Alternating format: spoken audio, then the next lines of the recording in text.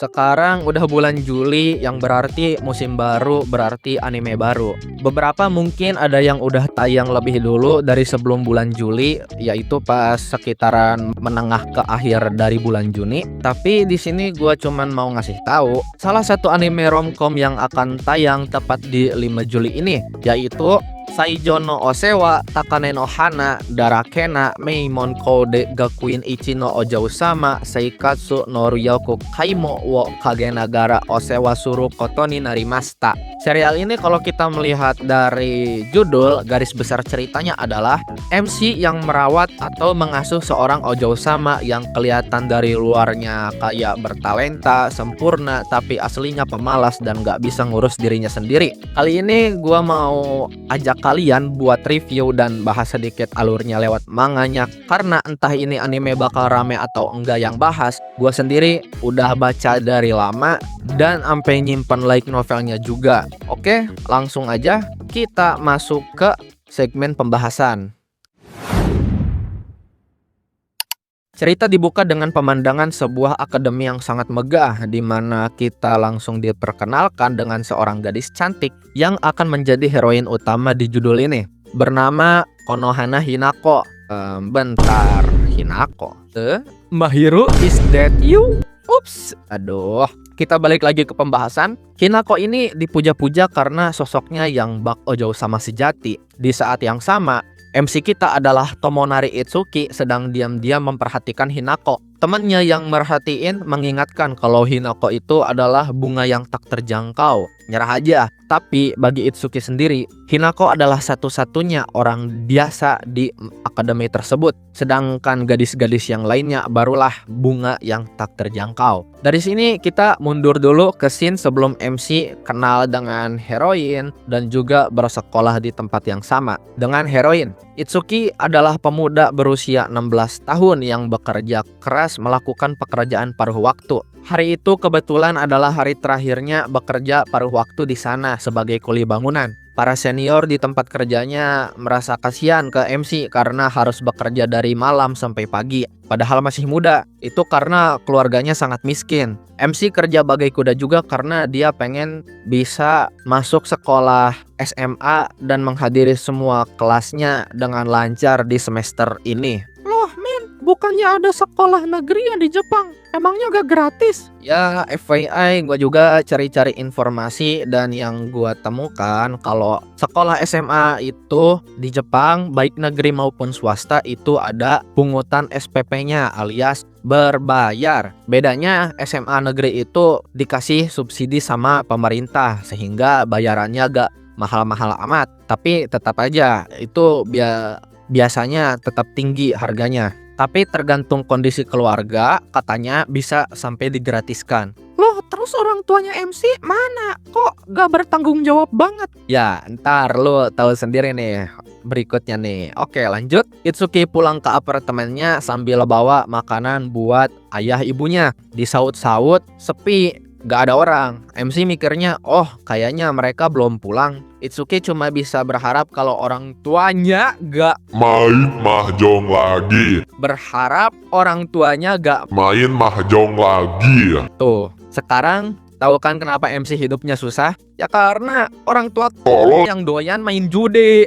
Lalu pandangan Itsuki teralihkan ke surat yang ada di atas meja. Pas dilihat tulisannya itu semoga berhasil. Itsuki langsung shock berat.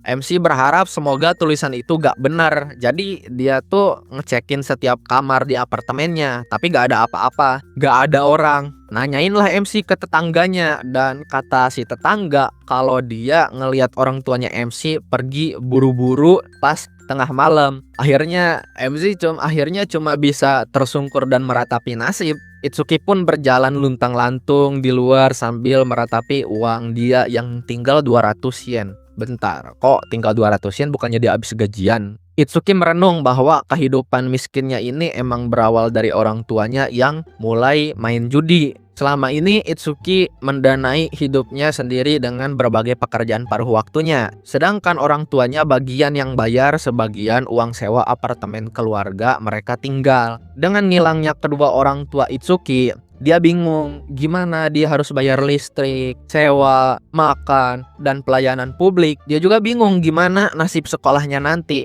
Di tengah badai pikirannya, ia teralihkan dengan siswi yang seragam sekolahnya agak beda. Ia teringat tentang akademi kekaisaran yang dibicarain para seniornya. Sekolah di mana isinya cuma anak-anak pejabat penting kayak Perdana Menteri dan direktur perusahaan besar yang bisa masuk ke sana. Merasa terjebak di dunia yang sangat berbeda, Itsuki cuma bisa menganggap nasibnya sungguh ironis. Itsuki melihat kalau ada barang jatuh yang dijatuhkan oleh siswi yang lewat tadi. Barang tersebut merupakan kartu pelajar milik siswi tersebut. Pas mau dibalikin, tiba-tiba sebuah mobil van hitam nongol dan muncul dua orang bertopeng yang mau menculik siswi tersebut. Itsuki yang menyaksikan kejadian langsung panik. Para penculik yang menyadari Itsuki gak bisa membiarkan adanya saksi mata. Jadi Itsuki juga ikutan dimasukkan ke dalam mobil bersama siswi akademi tadi. Para penculik pun gas ngebut meninggalkan TKP. Berlanjut di tempat dan waktu yang sudah berganti, mereka berdua kini sudah disekap di dalam sebuah ruangan markas para penculik. Itsuki merasa nasibnya sial banget. Si penculik heboh mengetahui kalau siswa yang mereka culik adalah putri dari keluarga Konohana, konglomerat raksasa dengan aset kekayaan mencapai 300 miliar yen. Dengan begitu para penculik bisa melakukan pemerasan besar-besaran buat dapat uang tebusan. Itsuki yang mendengarkan percakapan para penculik barulah melirik ke siswi di sampingnya. Waduh, Mahiru, is that you?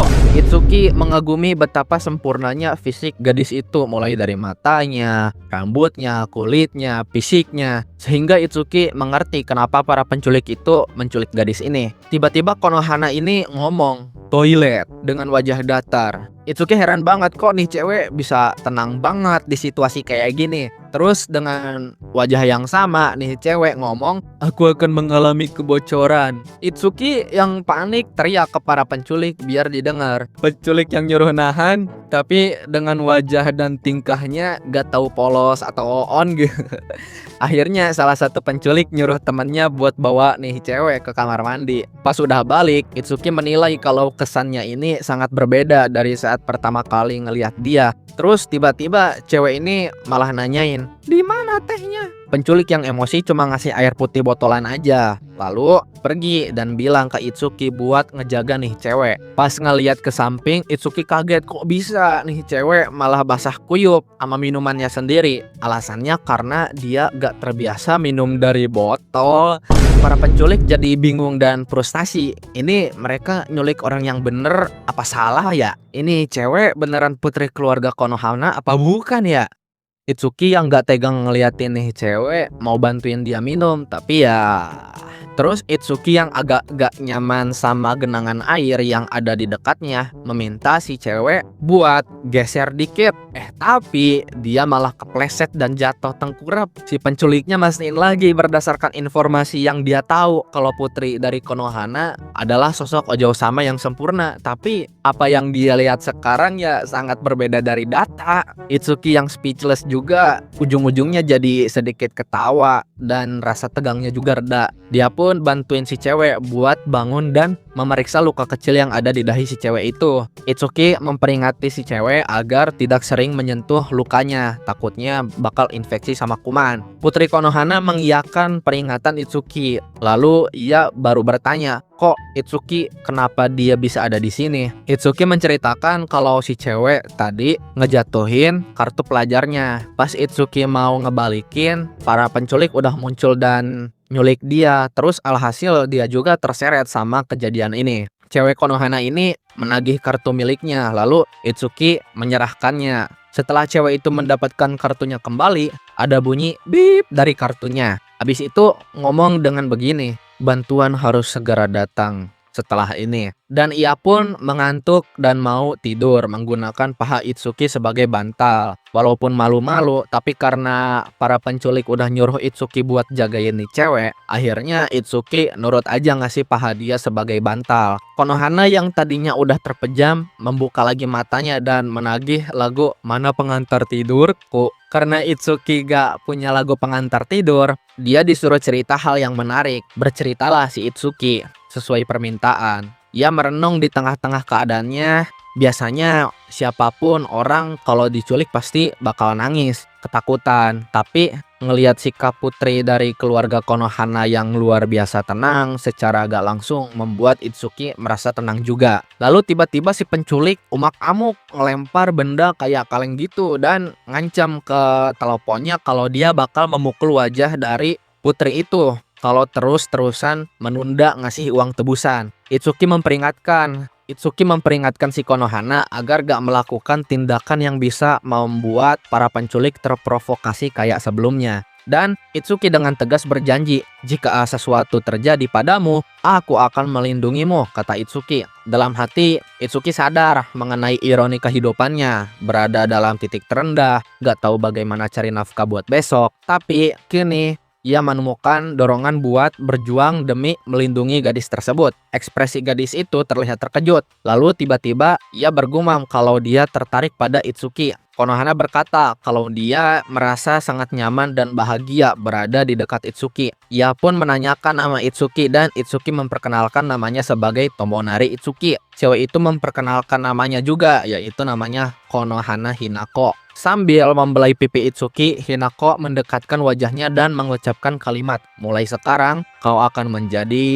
Dan tiba-tiba granat asap masuk, pasukan menyerbu masuk, menangkap dua pelaku penculik. Seorang maid cantik yang memimpin operasi penyelamatan Hinako ini, Shizune, menerima laporan pelaku ketiga. Ternyata yang dituduh itu Itsuki. Shizune menatap sinis pada Itsuki, lalu setelah itu ia mengamankan Hinako. Hinako menunjuk Itsuki dan berkata kalau Itsuki bukanlah pelaku penculikan. Shizune terkejut dan ia pun melepaskan Itsuki dari borgol. Shizune meminta maaf dengan tenang dan menjelaskan kalau dalam kasus kriminal terkadang ada kelompok penjahat yang saling berdebat dan menyerang satu sama lain. Setelah itu, Shizune yang memimpin operasi memutuskan untuk menyerahkan sisanya kepada tim khusus dan membawa pulang Hinako. Shizune juga mengizinkan Itsuki untuk pergi dari TKP. Tapi Hinako memanggil Shizune dan mengatakan sambil menunjuk Itsuki, "Aku suka orang ini." Shizune yang mengerti keinginan Hinako mematuhi dan akan mengurusnya secepatnya. Itsuki cuma bisa bingung dan sekarang pun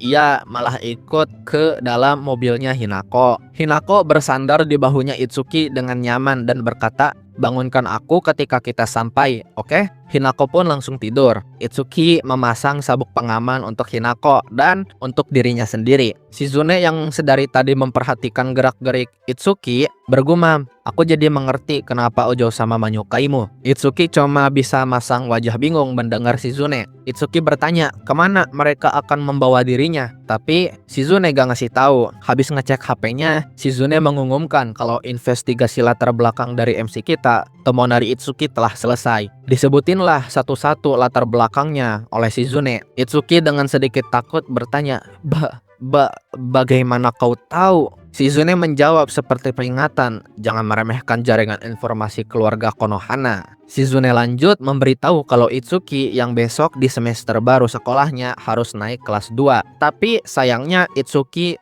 gak bakal bisa hadir lagi di sekolahnya karena belum bayar uang sekolah. Uang sekolah hasil kerja part-time dia juga udah dibawa kabur sama orang tuanya. Ditambah semua apartemen dan berbagai tagihan lainnya yang belum dibayarkan, membuat Itsuki tidak mungkin untuk tinggal di rumah lamanya. Ngenes banget nih MC anjir. Shizune pun akhirnya menyarankan, "Apakah Anda bersedia bekerja untuk Ojo-sama?"